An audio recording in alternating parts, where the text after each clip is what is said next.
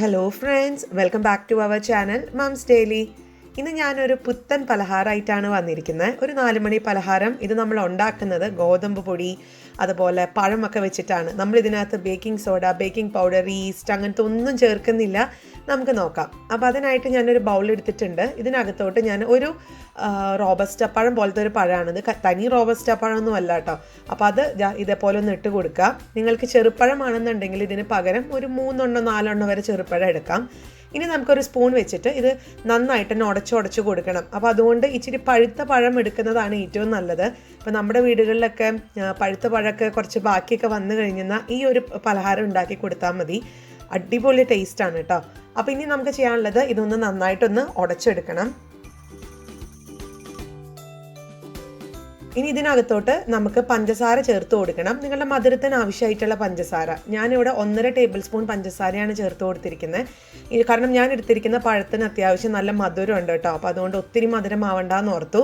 ഇനി നമുക്ക് ഈ ഒരു പഴവും പഞ്ചസാരയും കൂടെ നന്നായിട്ടൊന്ന് മിക്സ് ചെയ്ത് കൊടുക്കുക.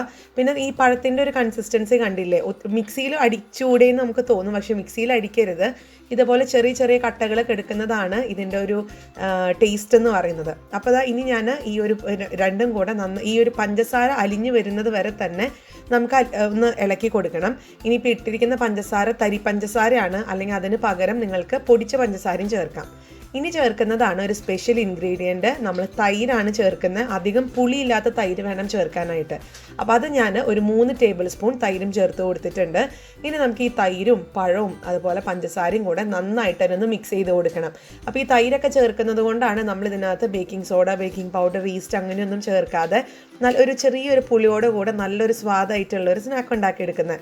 ഇനി നമുക്കിതിനകത്തോട്ട് നിങ്ങളുടെ ഫ്ലേവറിനനുസരിച്ച് ഞാനിപ്പോൾ ഇവിടെ ഏലക്കയാണ് എടുത്തിരിക്കുന്നത്. ഒരു ഏലക്കയുടെ തൊലി കളഞ്ഞ് കുരു മാത്രം, അത് നിങ്ങൾക്ക് പൊടിച്ചിട്ടാണെങ്കിലും ചേർക്കാം, അല്ലെങ്കിൽ ജീരകത്തിൻ്റെ പൊടി ചേർക്കാം. ഇതൊന്നും അല്ലെങ്കിൽ വെനില എസൻസ് ഉണ്ടെങ്കിൽ അതും ചേർക്കാം. ഇനി ഇതിനകത്തോട്ട് ഞാൻ ഇപ്പം ചേർത്ത് കൊടുക്കുന്നത് 1 കപ്പ് ഗോതമ്പ് പൊടിയാണ്. അതുപോലെ ഒരു 2 നുള്ള് ഉപ്പും കൂടെ ചേർത്ത് കൊടുക്കുന്നുണ്ട്. ഇപ്പോൾ 1 കപ്പ് ഗോതമ്പ് പൊടി ഇട്ട് ഞാൻ നന്നായി മിക്സ് ചെയ്യാൻ പോവാണ്. പക്ഷെ അതിന് മുൻപ് ഈ ഒരു ടേബിൾ സ്പൂൺ നെയ്യും കൂടെ ചേർത്ത് കൊടുക്കാം കേട്ടോ.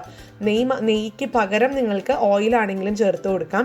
വെളിച്ചെണ്ണ വേണ്ട, അന്നേരം അതൊരു വേറൊരു ഫ്ലേവറായി പോകും. അപ്പോൾ ഞാനിവിടെ നെയ്യാണ് ഒഴിച്ചു കൊടുത്തിരിക്കുന്നത്, അല്ല സൺഫ്ലവർ ഓയിൽ ഒഴിച്ചു കൊടുക്കാം. ഇനി നമുക്കൊരു സ്പൂൺ വെച്ചിട്ട് ഇതുപോലെ നന്നായിട്ട് മിക്സ് ചെയ്യാം. പക്ഷെ ഞാനിവിടെ 1.5 കപ്പ് ഗോതമ്പ് പൊടി ആണ് മൊത്തത്തിൽ എടുത്തിട്ടുള്ളത്. അപ്പോൾ ബാക്കിയുള്ള 1/2 കപ്പ് ഞാൻ കുറച്ച് കഴിയുമ്പോൾ ചേർക്കുന്നുണ്ട്. കാരണം നമ്മളിത് ഇളക്കി കഴിയുമ്പോഴത്തേക്കുമാണ് നമുക്ക് ഇതിൻ്റെ ഒരു കൺസിസ്റ്റൻസി അറിയാൻ പറ്റത്തുള്ളൂ. ഇതിപ്പോൾ നോക്കിക്കുക, നമ്മൾ ഒട്ടും തന്നെ വെള്ളം ചേർക്കരുത് കേട്ടോ ഈ ഒരു പലഹാരത്തിന്.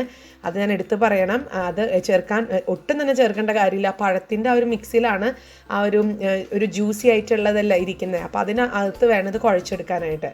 ഇപ്പോൾ അതാ ഞാനൊരു 1/2 കപ്പ് ഗോതമ്പ് പൊടിയും കൂടെ ചേർത്ത് കൊടുക്കുന്നുണ്ട്. ഇനി നമുക്കിതൊരു മാവ്, ചപ്പാത്തിക്കൊക്കെ കുഴയ്ക്കുന്ന മാവ് കണക്കിനൊന്ന് കുഴച്ചെടുക്കണം.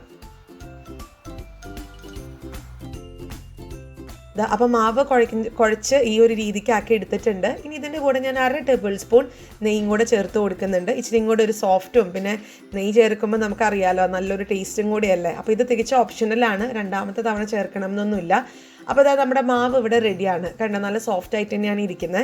ഇനി നമുക്ക് ചെയ്യാനുള്ളത് ഇതൊന്ന് മൂടി വെച്ചിട്ട് 1/2 മണിക്കൂർ മിനിമമെങ്കിലും വെക്കണം. കാരണം ഇതിനകത്ത് നമ്മൾ വേറെ ഒന്നും പൊന്തി വരാനായിട്ടുള്ളതൊന്നും ചേർക്കാത്തത് കൊണ്ട് ഈ തൈര് അങ്ങനെ ഇരുന്ന് തൈരാണ് ആക്ച്വലി ഇതിൻ്റെ ഒരു ഉള്ളൊക്കെ നല്ല സോഫ്റ്റ് ആക്കി നമുക്ക് തരുന്നത്. അപ്പോൾ അതുകൊണ്ട് ഞാനിവിടെ 1 മണിക്കൂർ ആണിത് മാറ്റി വെക്കുന്നത്. പക്ഷെ ഞാൻ 1/2 മണിക്കൂറൊക്കെ മാറ്റി വെച്ചിട്ടും ഉണ്ടാക്കിയിട്ടുണ്ട്. അപ്പോൾ നിങ്ങളുടെ കയ്യിലുള്ള സമയം അനുസരിച്ച് നമുക്കത് കൂടുതലും കുറവൊക്കെ നേരം വെക്കാം. അപ്പോൾ ഞാനിവിടെ എന്തായാലും 1 മണിക്കൂർ കഴിഞ്ഞിട്ടൊന്ന് കാണിക്കാം.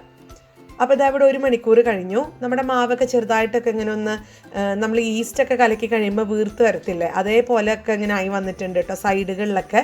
അപ്പോൾ നമുക്കിതൊന്ന് ഒന്നും കൂടി ഒരു മിനിറ്റ് സമയമെടുത്ത് ഒന്ന് കുഴച്ചെടുക്കണം. അങ്ങനെ നമ്മുടെ മാവ് നല്ല സോഫ്റ്റ് ആയിട്ട് വന്നിട്ടുണ്ട്. ഇനി നമുക്കിത് പല രീതിയിലും ചെയ്യാം. നിങ്ങൾക്ക് ഇതൊന്ന് ചപ്പാത്തിയൊക്കെ പരത്തിയെടുക്കുന്നത് പോലെ ഒരു കുഞ്ഞ് റോൾ എടുക്കുക, അല്ലെങ്കിൽ പൂരിയൊക്കെ നമ്മൾ കുഞ്ഞിതായിട്ടല്ല പരത്തുക. ആ രീതിക്ക് ഒരു നെയ്യപ്പം പോലെ നമുക്ക് പരത്തി ഇതൊന്ന് വറുത്തെടുക്കാം. അതല്ലാന്നുണ്ടെങ്കിൽ ഞാനിന്ന് ചെയ്യാൻ പോകുന്നത്, നമ്മുടെ കയ്യിൽ അല്പം എണ്ണയോ വെള്ളമോ ഒന്ന് എടുക്കുക. എന്നിട്ട് അത് ഇതുപോലെ ഒന്ന് ചെറുതായിട്ടൊന്ന് ഉരുട്ടി കഴിഞ്ഞാൽ ഈ ഒരു ഷേപ്പിൽ കിട്ടും, നല്ല വട്ടത്തിൽ നമുക്ക് കിട്ടും. ഇനി അതല്ലാന്നുണ്ടെങ്കിൽ നമ്മൾ ഈ കയ്യിൽ അല്പം എടുത്തിട്ട് ഇതേപോലെ ഒന്ന് എണ്ണയിലേക്ക് ഇട്ട് കൊടുത്തെന്നാലും മതി കേട്ടോ. അതൊക്കെ ഓരോരുത്തരുടെ ഇഷ്ടമാണ്.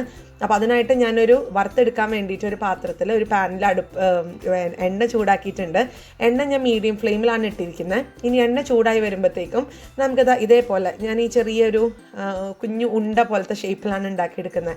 അപ്പോൾ അത് നമുക്ക് ഇങ്ങനെ തിരിച്ചു മറിച്ചൊക്കെ ഇട്ട് ഇതിൻ്റെ ഒരു നിറം ഒരു ഗോൾഡൻ, ഉണ്ണിയപ്പത്തിൻ്റെ ഒക്കെ ഒരു നിറം ഉണ്ടല്ലോ, ഗോൾഡനോ അല്ലെങ്കിൽ ബ്രൗൺ എന്നൊക്കെ പറയും, ആ ഒരു കളറിൽ ആകുന്നത് വരെ നമുക്കൊന്ന് തിരിച്ചു മറിച്ചൊക്കെ ഒന്ന് ഇട്ട് കൊടുക്കണം. പിന്നെ നിങ്ങൾ ഒരിക്കലും ഫ്ലെയിം ഹൈയിലോട്ട് മാറ്റി വെക്കരുത്. അങ്ങനെ വരുമ്പം പുറമേയൊക്കെ നമുക്ക് നല്ല കളറിലും ഭംഗിയിലൊക്കെ കിട്ടും, പക്ഷെ അകത്ത് ഒട്ടും തന്നെ വെന്ത് കാണത്തില്ല. അപ്പോൾ അന്നേരം നമുക്കത് വീണ്ടും ഇടാനും പറ്റത്തില്ല, ചിലപ്പോൾ കരിഞ്ഞു പോകും. അപ്പോൾ അതുകൊണ്ട് അത് പ്രത്യേകം ശ്രദ്ധിക്കുക. ഇച്ചിരി ക്ഷമയോടുകൂടെ മീഡിയം ഫ്ലെയിമിൽ തന്നെ ഇട്ട് കൊടുക്കാം. അപ്പോൾ അതിന് നമുക്കിത് നന്നായിട്ടൊന്ന് ഇളക്കി കൊടുത്ത് കുറച്ച് കഴിയുമ്പോൾ ഒന്ന് എടുത്ത് മാറ്റാം കേട്ടോ. അപ്പോൾ ഞാനിപ്പോൾ ഈ ഒരു നിറക്കായി, ഉള്ളൊക്കെ നല്ല സോഫ്റ്റ് ആയിട്ടൊക്കെ വെന്ത് കാണും, കാരണം നമ്മൾ ആ ഒരു ഫ്ലെയിമിൽ ഇട്ടിട്ടാണ് വറുത്തെടുത്തത്. കണ്ടോ, കാണാൻ നല്ല ഭംഗി, നല്ല ഉണ്ട ഷേപ്പിലൊക്കെ അല്ലേ ഇരിക്കുന്നത്. അപ്പോൾ ഇനി നമുക്ക് ബാക്കിയുള്ളതും കൂടെ ഒരുമിച്ച് പാത്രത്തിൻ്റെ വലിപ്പമൊക്കെ അനുസരിച്ച് വറുത്തെടുക്കാം.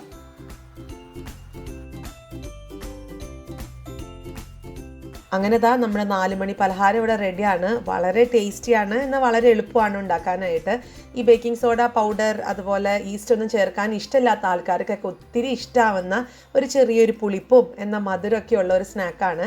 അപ്പോൾ ഇതിൻ്റെ പുറമേ നോക്കിക്കേ, നല്ല അത്യാവശ്യം നല്ല ക്രിസ്പി ആയിട്ടാണ് ഇരിക്കുന്നത്. ഇനി അകം കൂടെ നമുക്ക് നോക്കാം എത്രമാത്രം സോഫ്റ്റാണെന്നുള്ളത്. നല്ല എയറൊക്കെ നിറച്ച് വെച്ചിരിക്കുന്ന പോലെയാണ് ഇതിൻ്റെ അകമൊക്കെ ഇരിക്കുന്നത്. അത് അത്രയും സോഫ്റ്റാണ്. അപ്പോൾ കണ്ടോ, ഞാനൊന്ന് ഞെക്കി കാണിക്കുമ്പോൾ കണ്ടോ, അത് അത്രയും സോഫ്റ്റായിട്ട് പോകുന്നത് കണ്ടോ. അപ്പോൾ എല്ലാവരും ട്രൈ ചെയ്ത് നോക്കുക. ഒരു ഡിഫറെൻ്റ് ആയിട്ടുള്ളൊരു 4 മണി പലഹാരമാണ്. തീർച്ചയായിട്ടും ഇഷ്ടപ്പെടും. അങ്ങനെയാണെങ്കിൽ ലൈക്ക് ചെയ്യുക, ഷെയർ ചെയ്യുക, കമൻറ്റ് ചെയ്യുക. അതുപോലെ നമ്മുടെ ഈ ചാനൽ ആദ്യമായിട്ടാണ് കാണുന്നതെങ്കിൽ സബ്സ്ക്രൈബ് ചെയ്യാനും മറക്കരുത്. അപ്പോൾ അടുത്തൊരു വീഡിയോ ആയിട്ട് നമുക്ക് ഉടനെ കാണാം. അൻടിൽ ദെൻ ബൈ.